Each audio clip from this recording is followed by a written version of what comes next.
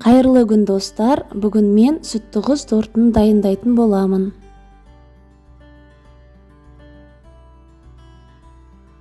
Ол үшін ең алдымен бөлме температурасындағы сары майға 2 жұмыртқамызды қосып және сгущенканы қосып жақсылап миксерлейміз.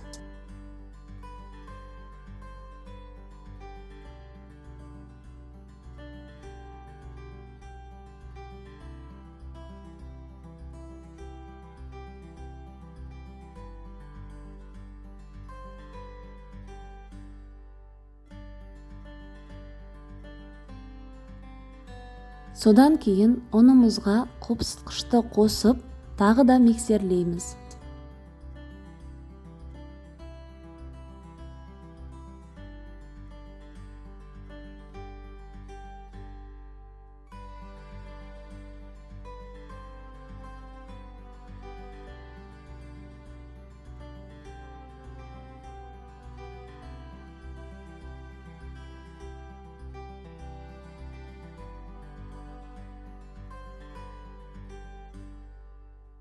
Ұн шашырамас үшін алдын ала осылай қолмен араластырып аламыз.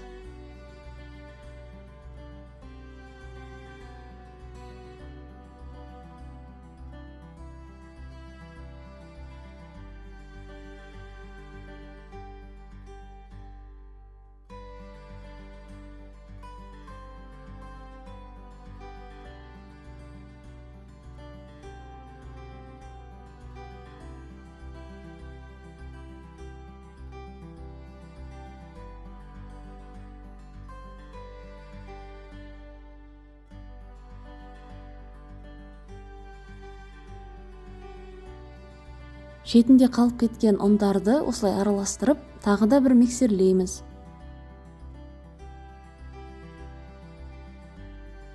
Қамырымыз дайын. Енді пергамент қағазын жайып, шамамен 2 ас қасықтай салып, корждар дайындаймыз. Мен корждарды кольцоның көмегімен дайындаймын. Кольцоны 24 диаметрге қойып алдым. Енді осылай бетін тегістеп шығамыз.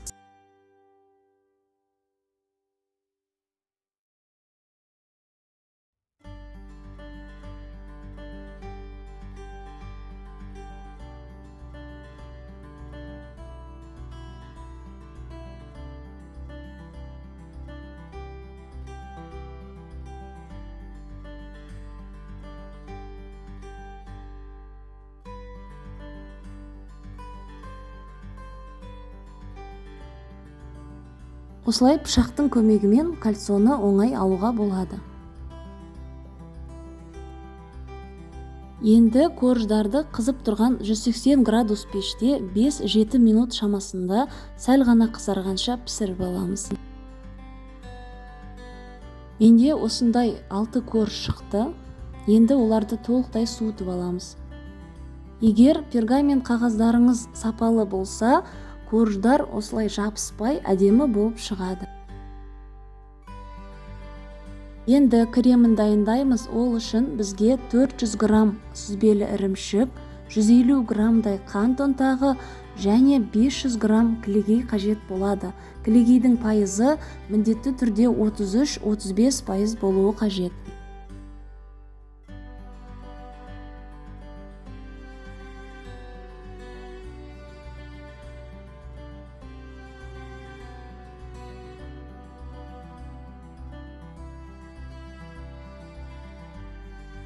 Ең алдымен сүзбелі ірімшік пен қант ұнтағын жақсылап миксерлейміз.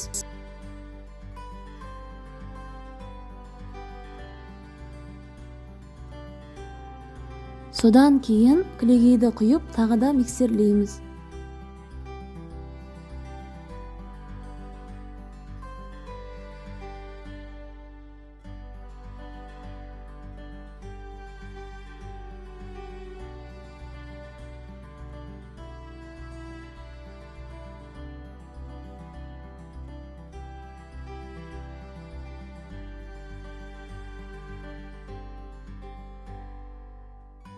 Кілегей де, сүзбелі ірімшік те міндетті түрде салқын болуы қажет.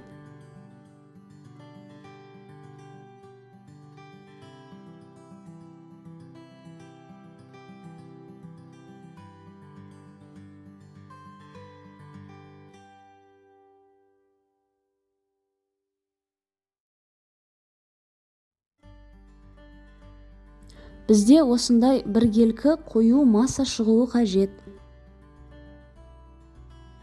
Енді тортымызды кальцоның көмегімен жинаймыз. Мен әр корждың арасына 2 ас қасық кремнен салып отырдым.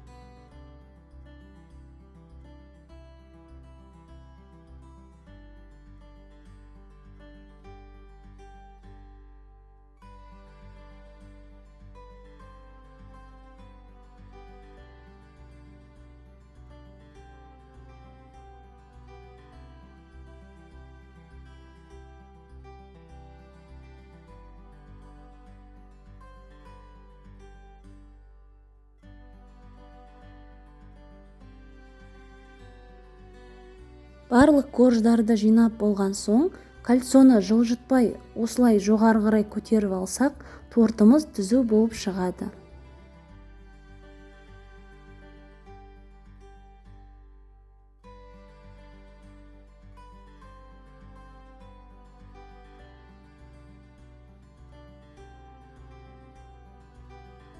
Енді қисық жерлерін осылай шпательдің көмегімен тегістеп шығамыз.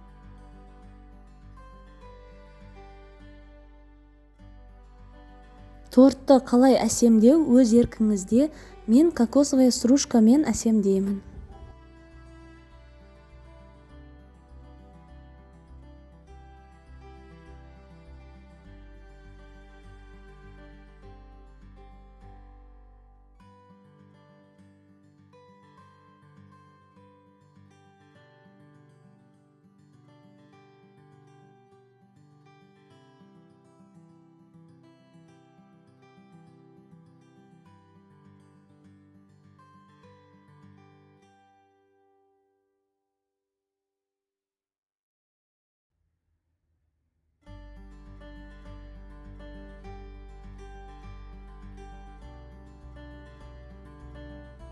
Бетін қалған креммен осылай әсемдеп шығамын. Менде насадканың номері 333.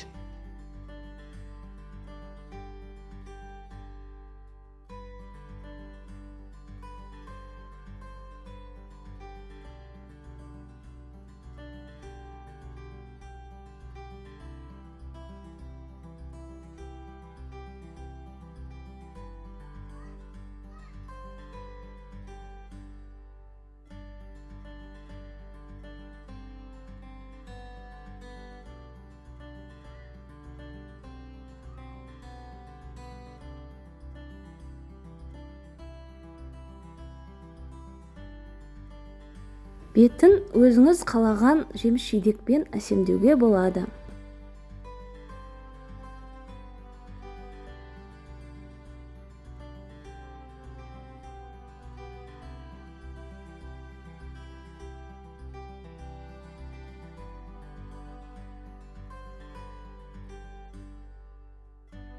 Міне, тортымыз дайын.